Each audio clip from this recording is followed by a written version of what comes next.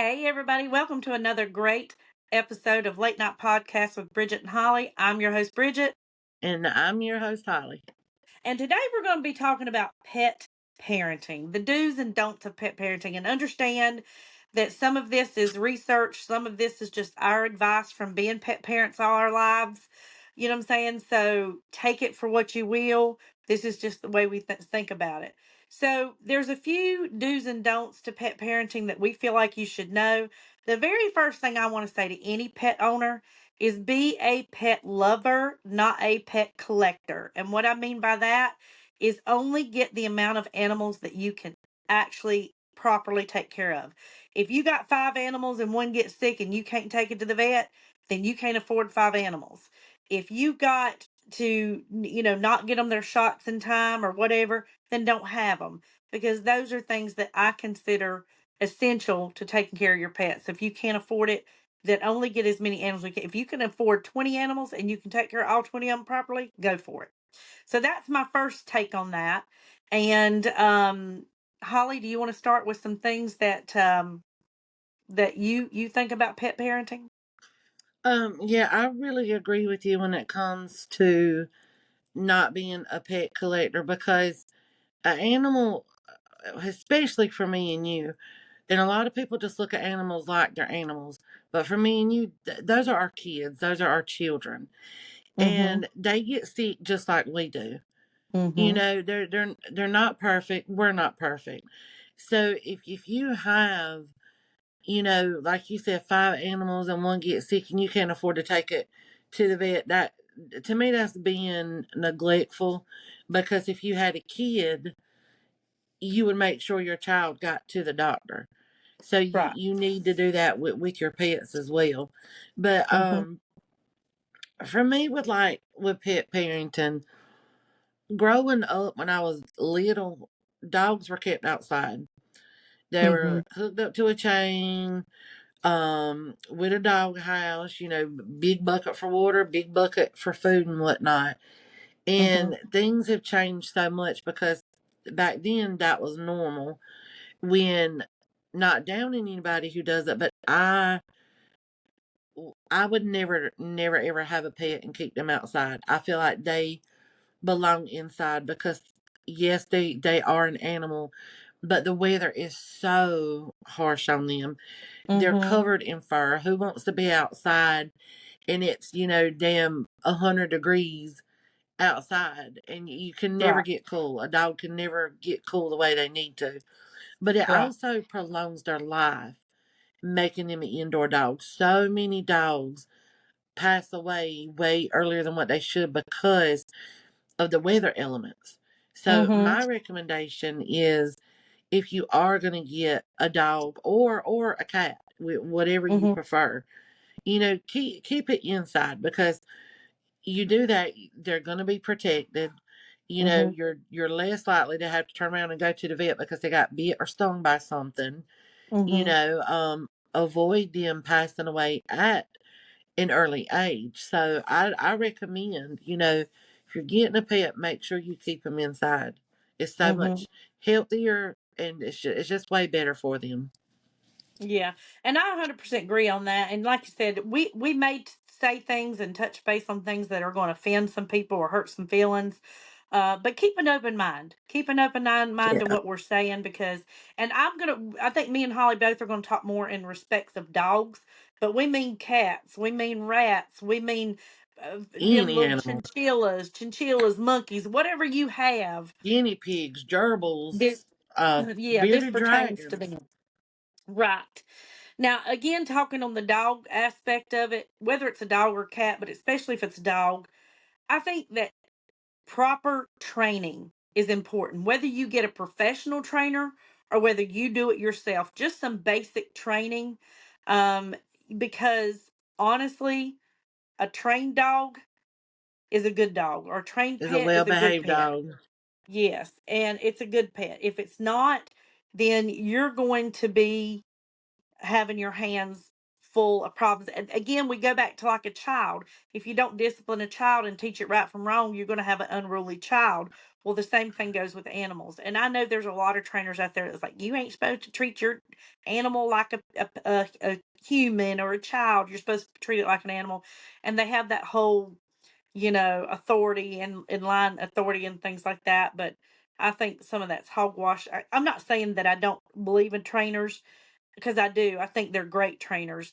But I also think, just like Ruger, I treat him like a child, and he's a very well behaved dog. Maybe Mm-hmm. some aren't. I get that. Maybe some aren't.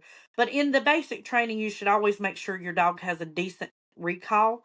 And what I mean by that is, if it's running and you holler for it, it needs to stop in its tracks and come back to you. I say that because you could stop them from getting hit by a car. You could stop them from getting attacked by another dog, or something like that. But I will admit, with Ruger, he has a decent recall. It's not a perfect one. If he's chasing, he's very prey driven. So if he's chasing a squirrel or a rabbit or something like that, it's going to take me about 4 or 5 times of calling him to get him to listen, instead of the That's how first one like it Charlie is. should. Yeah, Yeah, it because should take him the he's a first. lab. Yep, Yeah. he's a lab, so his hunting instincts.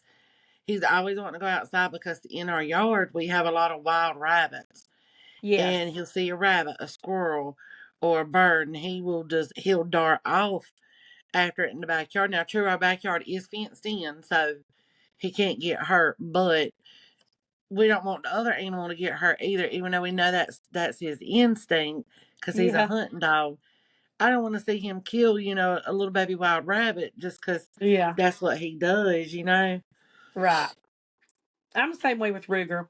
The good news is, like with him, we watched him. He'll chase squirrels and chase squirrels, and he'll chase them up trees. But we had a little baby squirrel that had fell out of the tree as mama's nest. And when it fell to the ground, I think it really hurt itself because it wasn't moving very much. And he went Oh, over and he kept nudging it. He kept nudging it with his nose, like he wanted it to get up and run so he could play chase. So he didn't want to oh, hurt it. He didn't hurt it. He was just kind of nudging it, telling it to get up. So I thought that was sweet. that is.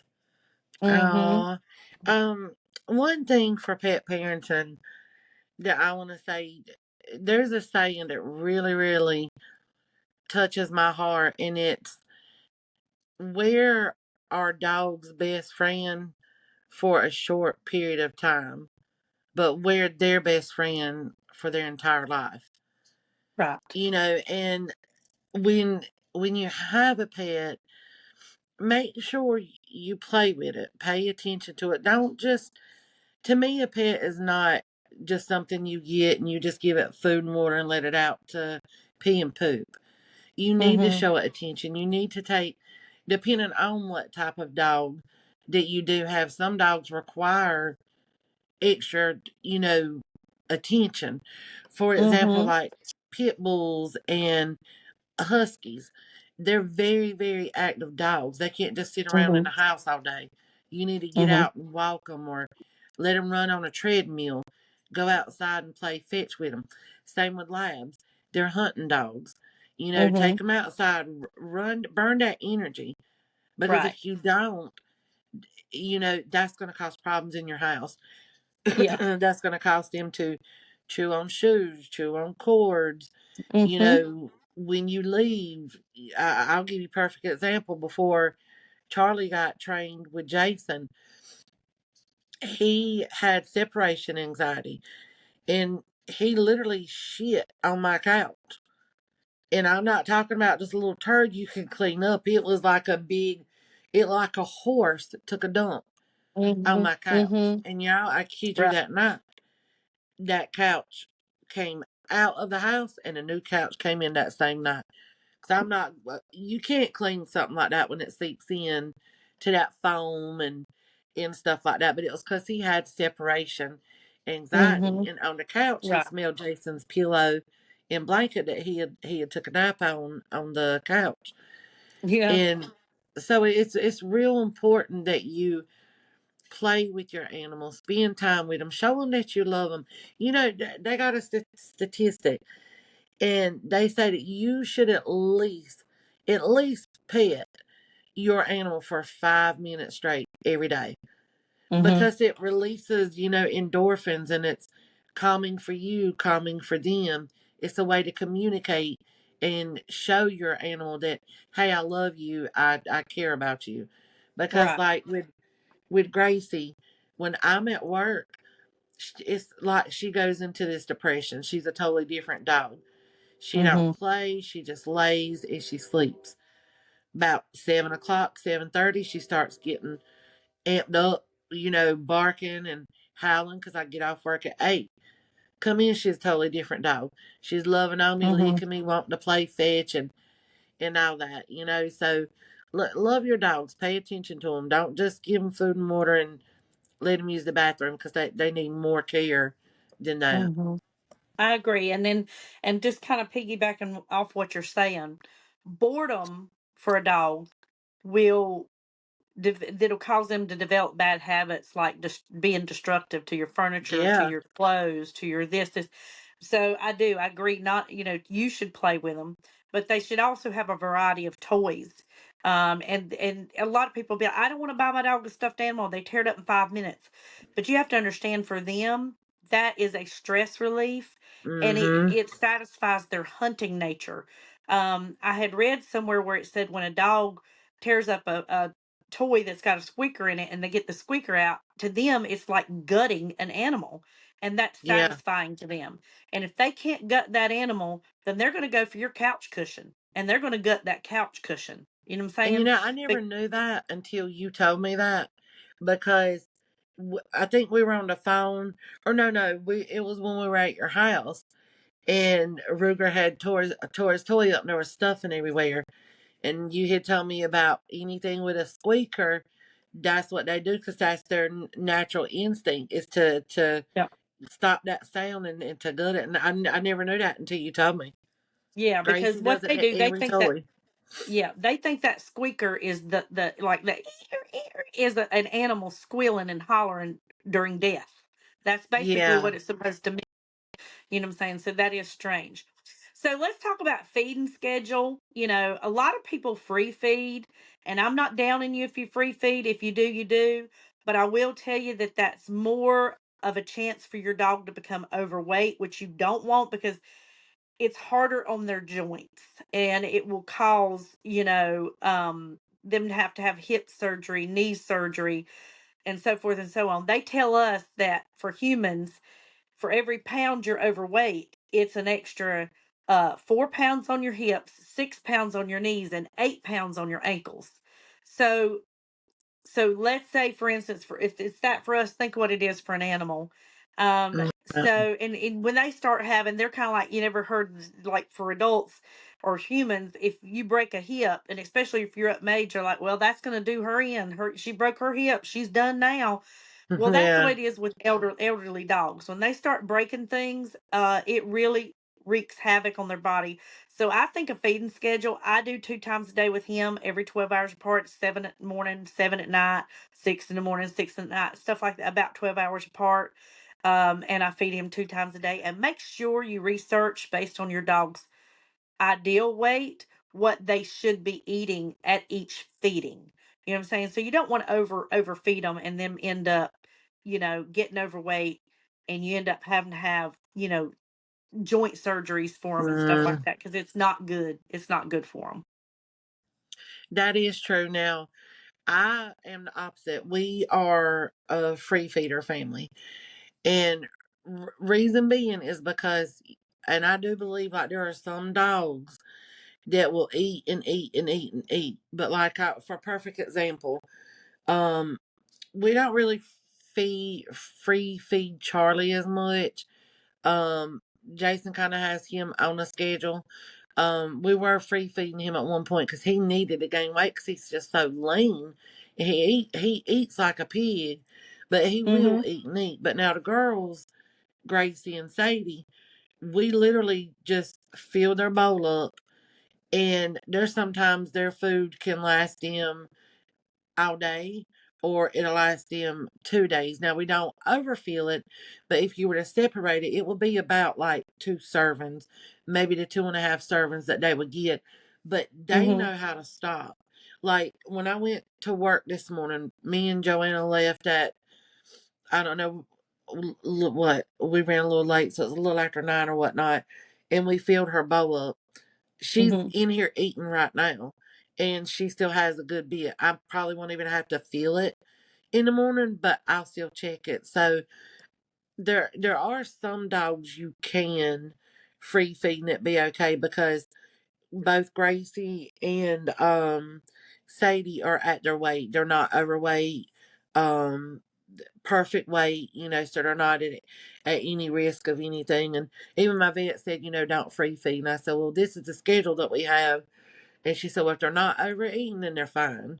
But if you see that Right. they're starting to plow through food, she's like, you need Yeah. to pick it up and switch their schedule. But I agree with more like larger dogs.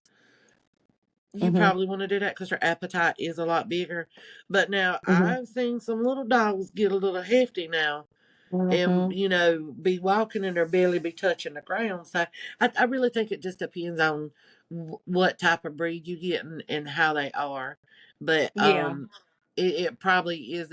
I would say it is better for a schedule, because back in the day we did have schedules for our dogs, but with the girls, Mhm. because it only takes so much to fill their stomachs up, and then Yeah. they're done, they're full. But yeah, I'm in agreement with that, even though I do free feed the littles. Well, and the thing about free feeding your bigger dogs, they'll explain to you they run more of a risk of bloat, and that's where Yes. their stomach flips. So that's another reason you want to put them on a schedule, because after feeding your bigger dog, and I would say anything over 50 pounds will be considered bigger, because their stomach's like a hammock. It's only attached at each end, and so if they eat and their food gets weighed down in the center, and then they run, it swings back and forth, and it can flip over. So by having them on a schedule, like Ruger, I feed him at 7 o'clock in the morning. I know for an hour and a half he can't play or run, so I can monitor that better. If they're eating all through the day, I can't really monitor and make them rest Yeah, after they eat.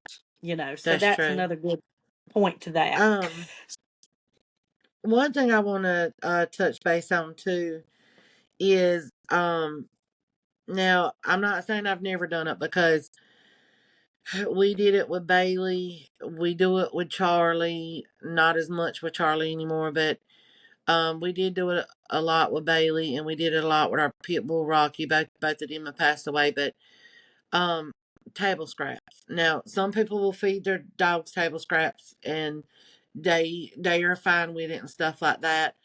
Um, I will say I've heard, like, what I've read and what my vet has said. It it can cause a lot of health issues with them, and shorten their life and stuff. So you really want to stick to their diet, with their dog food and stuff. And it is hard, because they'll look at you while you're sitting there eating I mean, you be chowing down on some chicken, and they're gonna be sitting right there like, please, give me a piece of that chicken, please. Mhm. But now I Mhm. will say, when I do, if we do give the dogs anything, it usually is like fresh chicken, um, maybe like a tiny piece of steak here and there, and I mean little, but for the Mhm. most part, our dogs just get their dog food. And reason being is because, especially with little dogs, they have very sensitive stomachs, and it doesn't take much for them to throw up. And Yeah. Charlie, yeah, even though he's a lab, he has a sensitive stomach, and he'll throw up, or he'll get diarrhea. And there'll be so many times Jason will give him scraps, and he don't do it anymore now, thank God. But he'll give him scraps, and I'll be like, "Don't do it. He's gonna get diarrhea, and you're gonna be up with him all night long." And then he's getting Mhm. frustrated because he's having to let, Charlie in and out 10, 15 times throughout the day, because what he ate upset his stomach. Because Yeah. it's weird, because if they're in the wild, they kind of can just eat like raw stuff, and it be okay. But Mhm.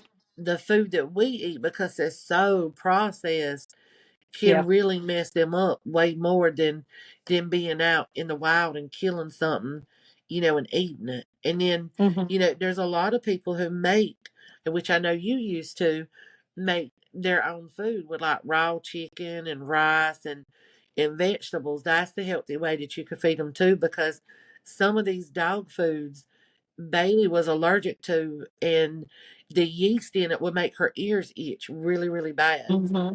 And Mhm. we had to, we went through quite a few dog foods before we found one to where she was just fine. She Yeah. wasn't itching in her ears and scratching all the time, and she was just so miserable.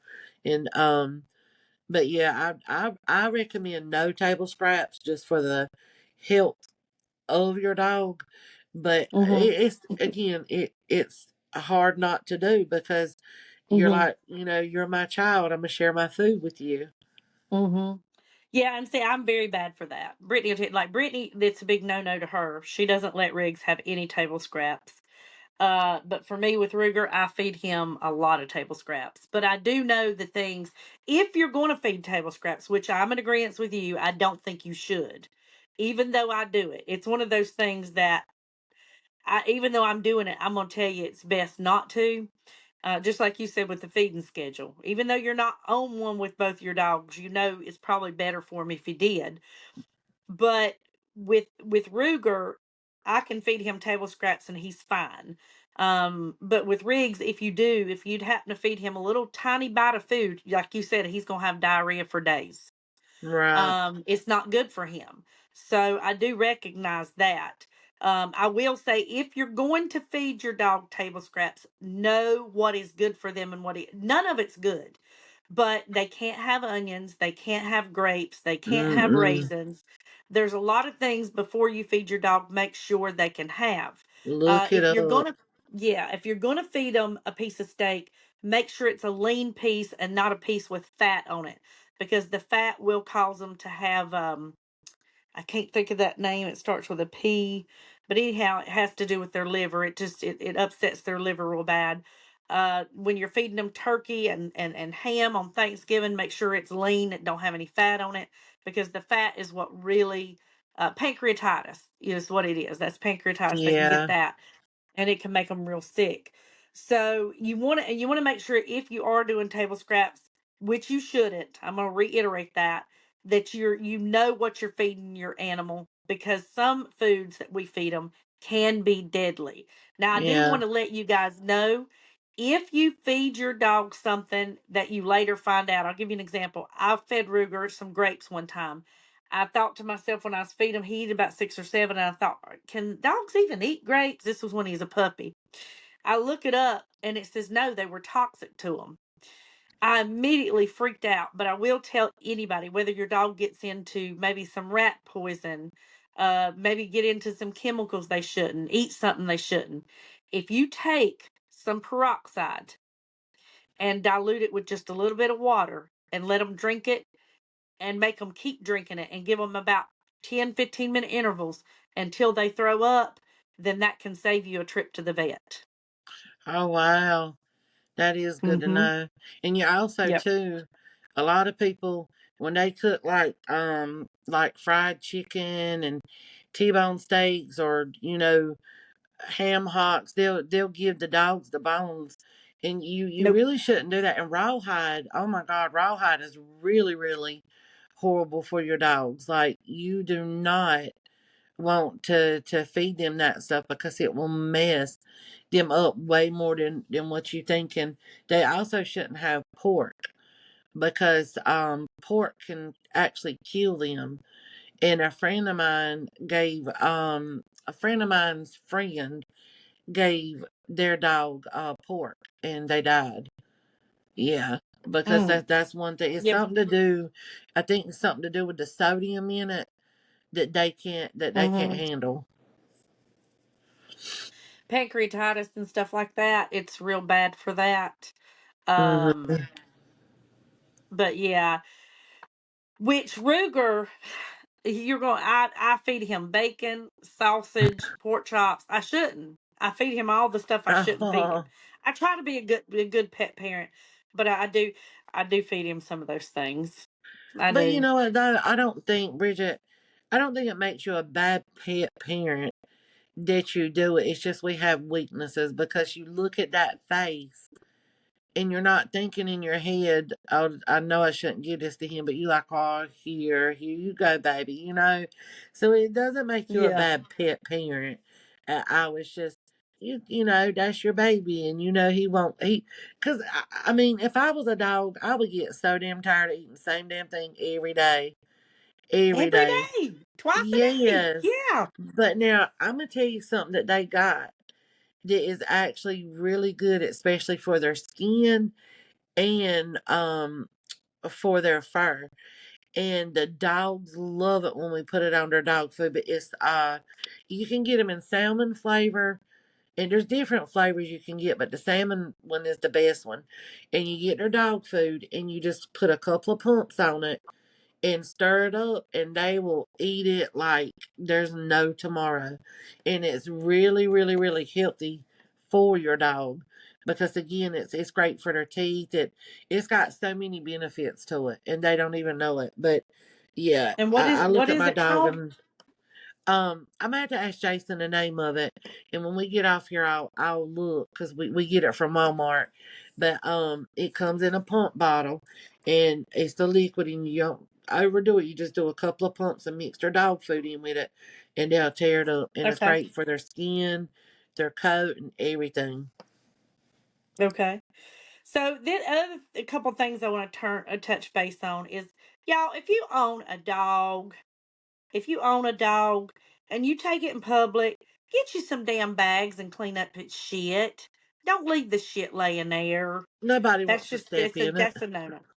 Nobody wants to step in your dog's shit. Also, Exactly. but while we're talking about, make sure you learn to read your animal, whether it's a dog or a cat. Make sure you know how to read them. Now, I'm going to speak on dog terms, but if your dog is stressed, okay, you're going to have excessive licking, yawning, dry shaking. If they're shaking off and they're not wet, that's because they're nervous. You know what I'm saying? Trembling. Whether they avoid you or they try to hide, they get. Have you ever seen a dog hover down? It's because they're trying to get little and not be seen, and they're trying to hide. If you see your dog doing that, and there's somebody around, and maybe they're trying to pet them or interact with them, be an advocate for your pet. Speak up and be like, I don't think he's very comfortable, so let's kind of Yep. give him some space because your dog is trusting you to make the decisions for it. If you don't, then the only way your dog has to tell somebody to stop is to growl at them or snip at them or hurt them. You know what I'm saying? With their Right. mouth. And it's That's the like, only thing oh they my God, your dog bit me or tried to bite me. Well, no, you provoked my dog and they were uncomfortable. Yeah. That was their warning sign to leave me the fuck Yeah. alone. Yes. And that's where I'm also touch base while we're talking about this. Y'all, if you have small children, I have grandchildren. I make my grandchildren respect my dog.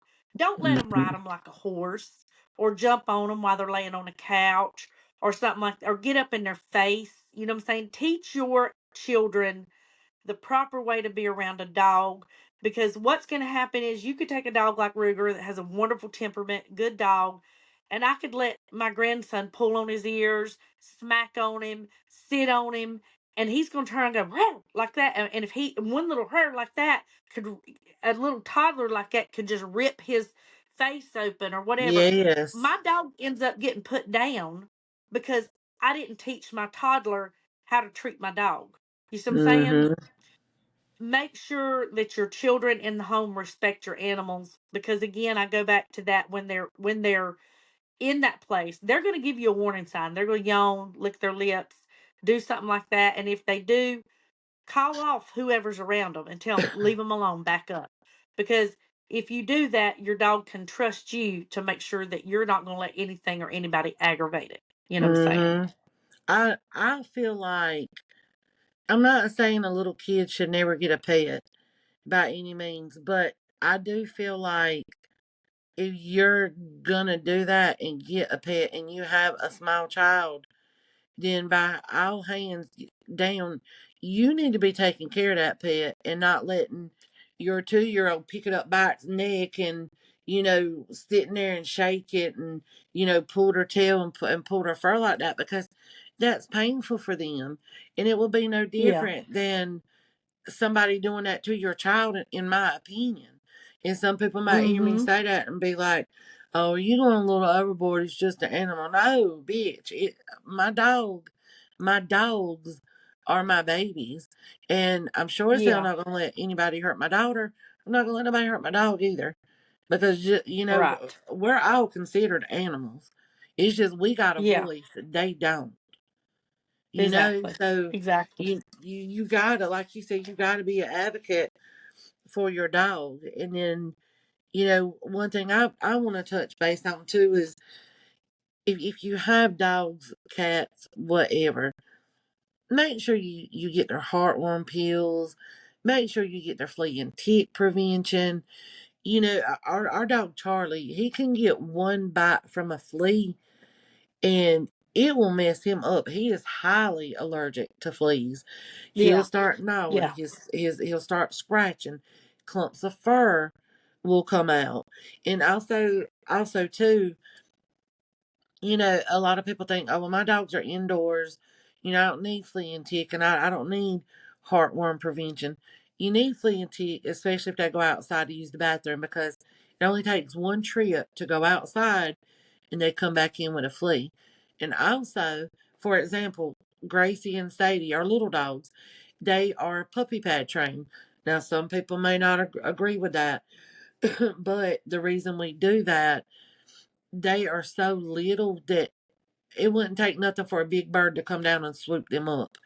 And that's one of my Yeah. biggest fears, because a girl I know that happened to her.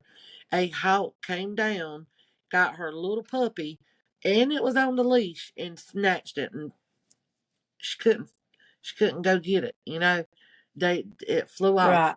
so her puppy was gone. But so anyway, for those two dogs, we do puppy pad training because they're so little. But just because they're Mhm. indoor dogs, you coming Mhm. in and out of your house. People are coming in and out of your house.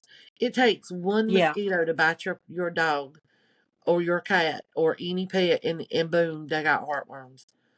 And that Yeah. is That's right. It's I feel like that is one of the worst ways to let your pet mhm. die, is to get Mhm. heartworms, because it can Be be prevented. prevented. And same as Mhm. deworming your dog. When you get a dog, they're like, oh, we dewormed them when they were a puppy. You still need to occasionally, you know, deworm your dog when they get older as well. You Mhm. got to maintain their health just like you maintain yours. You know. Mhm. Yep. And I want to touch base on that. That's Brittany will tell you that one of the saddest things to see is when a dog comes in with heartworms and they're Mm-hmm. dying of heartworms because it can be prevented. And she'll tell you that heartworm treatment. So, in other words, if they get it and they're trying to treat it and kill them to save the dog, it is way more expensive than the preventative ever thought about being. So, Oh yeah. she's very much an advocate for that. She's very much one to tell you to make sure you get your dogs their heartworm and flea and tick prevention. That is And that true. follows And that. oh, I'm sorry. Go ahead. Go ahead. I was No, just going go to tell ahead. you real quick, because I know I shared it with you, but I did just want to share this real quick because we're on the subject of heartworms. Yeah. Me and What are you sniffing, Gracie? Me and my husband had a pit bull come into our yard, and it was a stray dog, humble as he could Mm-hmm. be. We didn't know if we were going to take him in. He was scrawny. He had been in a bush or something, so he had all these little sand spurs in his fur and all this stuff. So we decided to keep him. He had to have been an indoor dog because he was trained, but he was so humble, no aggression, nothing. Sweetest dog ever. So we cleaned him up, got him healthy, got fed him and stuff, and we took him to the vet. Well, he had heartworms. And the only bad thing is the vet couldn't tell us about, he couldn't really tell us how long he had had the heartworms, but we Mm-hmm. took care of it. But the downfall was he lived for 5 years and he ended up getting congestive heart failure because of the heartworms. Even though we Yeah. treated them and got rid of them, they had done so much damage. but we Mhm. we didn't know how much damage it had done. And so he ended up passing away 5 or 6 years later to congestive heart failure, and we were treating his congestive heart failure, and the vet made him as comfortable, as he could be. And I guess just over time, his heart just gave Give out. out. So Yeah. even if you catch it, especially in a stray, you don't know what damage has really been done. So that's why it's so important to, yes, make Yep. sure every month you do that heartworm peel, because it's a sad, sad way for a dog to die, because the worms squeeze their heart. The worms just keep wrapping and wrapping around it and just squeezing it until Yeah. they're gone. Yeah, that, and my daughter says she hates to see a dog die from parvo. So make sure you, when you get a dog, you make sure you get it all its shots on time, because that's Yes, important, because those distemper, are like, parvo.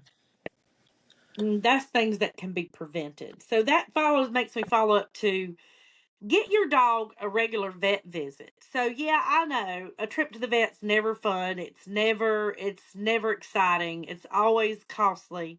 But you don't just need to take your pet to the vet for emergency or sickness. You need everyone at least once a year, Yep. especially in an older dog. Especially in an older dog, just like Ruger. I take him once a year and get his annual checkup, and they do a senior blood panel on him.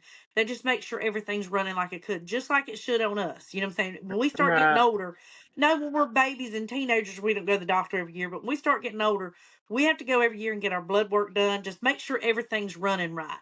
And for a dog, again, an older dog especially, just take it to the vet every now and then and Mm-hmm. just say, hey, I want to do a checkup on my dog, just make sure everything's okay. Because if you could catch something that if you didn't, you could let go and it could end up getting worse. If you say to me, well, Bridget, I can't afford that. I got 4 dogs. I go back to be a pet lover, not a pet collector. Make sure you're getting only as many dogs as you can properly take care of. You know what I'm saying? Right, because I I'm mean, not early judging anybody. detection.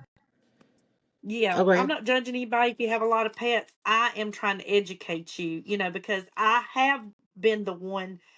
I haven't always been the best pet parent. I haven't always take care of my dogs like I should.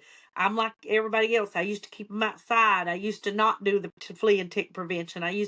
But it's through age and learning and our progression, like you said, with our pets, of everybody doing better with their Yeah. pets.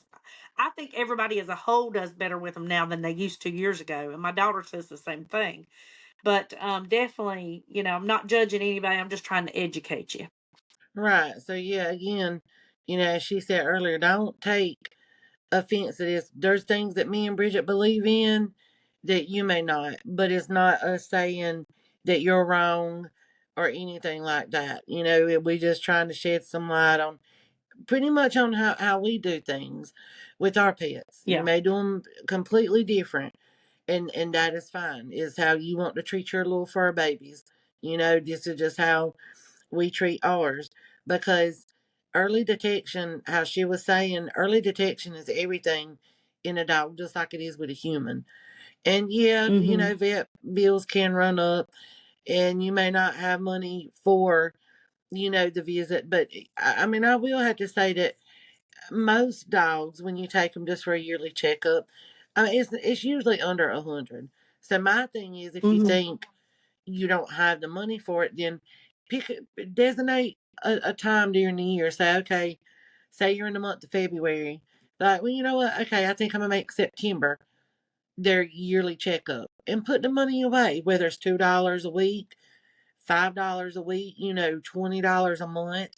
And then boom, when it comes time to September, you could take your baby to the vet, get them a good clean, get a checkup and get a good clean bill of health, because you want them healthy just Mhm. like you want yourself healthy. Yeah, that's definitely true. Absolutely. So also, y'all, I think one of the other key things when you have a pet, especially a dog, again, I'm gonna touch base on the dog, is there's a saying that says nobody benefits from an antisocial pet. Teach your pets to be social. Social with people and social with other animals. And to do that, it's best to start when they're puppies. Get them out in the environment, desensitize them to being pet by a lot of different people, desensitize them to other animals. You know what I'm saying? Now, when you're socializing them with humans, you want to make sure the interaction is positive. Again, watch their Mhm. trigger signs. Are they licking their lips? And they are not going to like every person. When your dog is aggressive or dislikes someone, trust your dog. There's a Yeah, they reason are they don't telling you like them. something. Yeah, you Yes. may love that person. You may love that person, but there's something about that person that dog picks up, whether it don't like animals, whatever it is, trust your pet. Don't force your pet to socialize with someone or something it doesn't want to. If you're socializing with other animals, time and patience are really the key with that, but make sure you reward them for calm behavior and do it in an area that's neutral. So, in other words, you don't want to bring a new dog into your home and force your pet to interact with them because that's their territory. A lot of times I've even seen cats before. If you bring something new or somebody, they'll go hide under the bed for days and won't come out. So don't force your animals to interact. Offer them to interact with other dogs. I don't necessarily recommend a dog park because you don't know, are the I don't dogs on the either. dog park all vaccinated? Right? Yeah, are they all vaccinated the way they're supposed to be? Are all their temperaments well? Are I they well tend to say, behaved?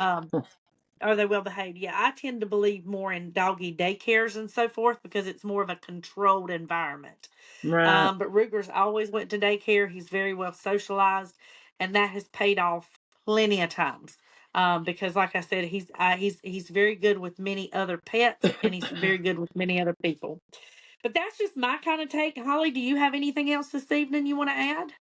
No, no, no, the only one last thing that I do want to tell people is please get your dog, your cat, whatever, please get your pet spayed or neutered. And the reason I say that is, yes, so they don't, get pregnant by another animal. As Bob Barker always said, the price is right. Tracy, But, I feel like yeah, we're on the Price is Right now. I know, right? But my dog Bailey passed away last September, and she was 14 years old. And I should have done more research. Again, 14, so that's a long time to have a dog. And usually because of the type of dog, she shouldn't have lived but to be, I don't know, maybe about 12, I think. So she lived a long life.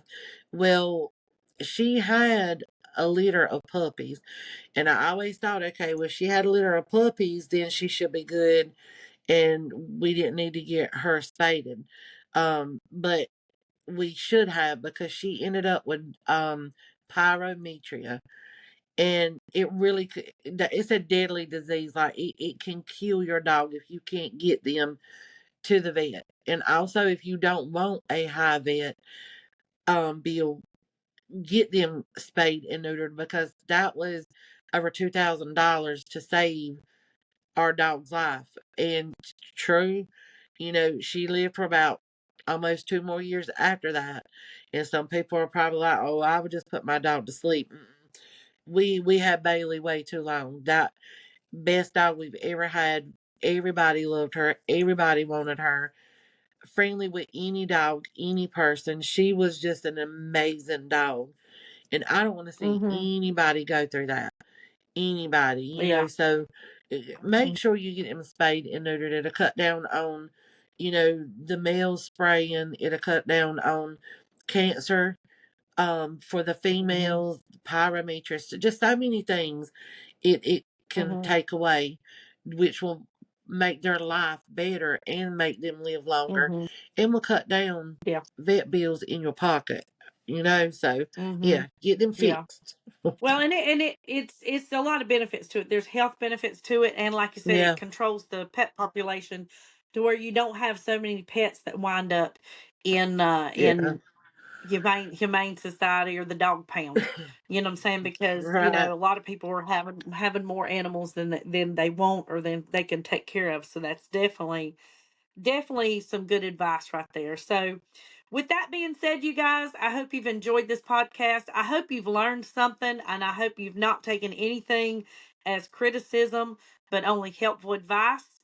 But that's our take on being a good pet parent and just a few of the things. That's not all you need to do. Those are just some of the Yep. few key things you need to do, essential things you need to do to be a good pet parent. Y'all make sure you like, subscribe, and hit the notification bell for other episodes like these on every Tuesday and Friday night. We are also available on Spotify now. So make sure you go download the Spotify app and look for us over there. It's the same name, Late Night Podcast with Bridget and Holly. Also, y'all, we're trying to do two new series. It's a confession series and it's a question series, Ask Bridget and Holly. So if you have a confession that you would like to confess and keep your name anonymous, we would love to hear your confession. Or if you have a question that you want to ask us and you want it answered, then you can email us at bridgetandholly@gmail.com with your confession or your questions. And we'll start doing those episodes probably in the next season, which starts in January. But y'all, I'm glad you tuned in tonight, and I'd like to see you again. Bye, y'all. Have a good night.